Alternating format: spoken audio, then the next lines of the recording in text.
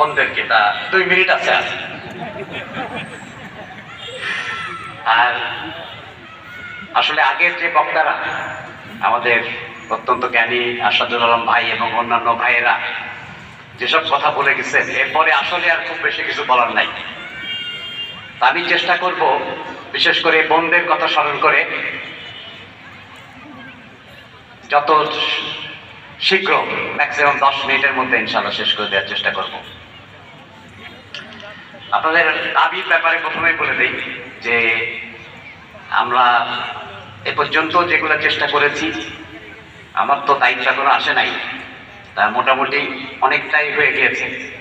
আর এগুলোও যদি আপনারা অ্যাপ্লিকেশন দিয়ে দেন, আমি সাধ্যমতো চেষ্টা করব। ডাক্তারি করার একটা সুবিধা আছে, বিশেষ করে লন্ডনে, যে সবাই লন্ডনে যায়। এখন যারা সচিব, এমন কোনো সচিব নাই যারা লন্ডনে আমাদের কাছে যান নাই। তা অনেকেই মনে রাখেন, অধিকাংশ লোকই ধরেন এদেশে অনেক বড় বড়, কিন্তু বিদেশে গেলে তো তারা ওইভাবে সুযোগ সুবিধা পান না। তা আমরা চেষ্টা করছি 37 বছরে সবাইকে যতটুকু আমাদের সাধ্য মতো, তা ওইটা কোনটা বলেন না। তো যখন যেখানে যাই, আল্লাহর রহমতে এই পর্যন্ত না করেন নাই, কিন্তু অনেক কিছু আবার সবকিছু ওনাদের হাতে না, একজনের হাতে না, তো বিভিন্ন মন্ত্রণালয়ে থাকে। তা আপনারা অ্যাপ্লিকেশন দিয়ে দিন, আমি চেষ্টা করব, বাকি আল্লাহর ইচ্ছা ইনশাআল্লাহ। সূরা আল ইমরানের 110 নম্বর আয়াত, কুনতুম খায়রা উম্মাতিন উখরিজাত লিন-নাস। আল্লাহ রাব্বুল আলামিন বলছেন যে মুসলমানদেরকে বলছেন, তোমাদেরকে সৃষ্টি করেছি মানব জাতির কল্যাণের জন্য। এই নাস শব্দটা অত্যন্ত গুরুত্বপূর্ণ। এই নাসের মধ্যে হিন্দু, বৌদ্ধ, মুসলিম, খ্রিস্টান, বিশ্বাসী, অবিশ্বাসী, নারী, পুরুষ, ধনী, দরিদ্র, সবাই কিন্তু এটার মধ্যে ইনক্লুডেড।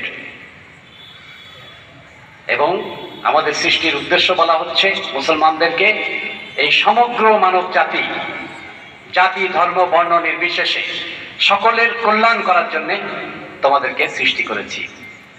এরপরের অংশে কিভাবে সেই কল্যাণ হবে সেটাও কিন্তু আল্লাহ রাব্বুল আলামিন বলে দিচ্ছেন। সৎ কাজের আদেশ এবং অসৎ কাজের নিষেধের মাধ্যমে। এর খুব সহজ বাংলা হলো, অন্যায় অত্যাচার যেখানে যা হবে সেটাকে প্রতিহত করতে হবে, এবং যত কিছু ভালো আছে, কল্যাণকর আছে, সেইটাকে সমাজে প্রতিষ্ঠা করতে হবে, এবং সেটা সবার জন্যে। এইটা করাটা কত গুরুত্বপূর্ণ। এখানে একটা হাদিস আছে, যেটা আমাদের 6টা হাদিস গ্রন্থেই বর্ণিত আছে। ইমানের একটা লেভেল বর্ণনা করা হচ্ছে এখানে, যে যখন কোনো অন্যায় সে যার প্রতি হোক, কেউ হতে দেখলো, সেটাকে যে হাত দিয়ে প্রতিহত করতে পারলো, বলা হচ্ছে তার ঈমান হচ্ছে সর্বোচ্চ।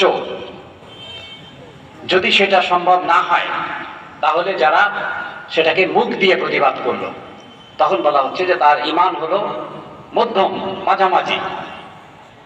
আর যদি কেউ সেটাও করতে না পারে, অন্তত মনে মনে ঘৃণা করলো, যেটা গত 17 বছর করতে হয়েছে আপনাদের, তাদের হচ্ছে মানে নিবু নিবু ঈমান, মানে কোন রকম আছে আর কি।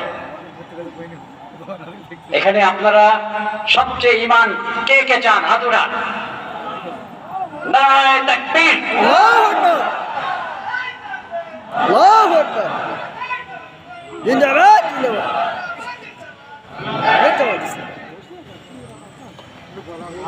এটা করলে যেরকম ঈমান খুব উচ্চ হবে, এটা না করলে কি হবে?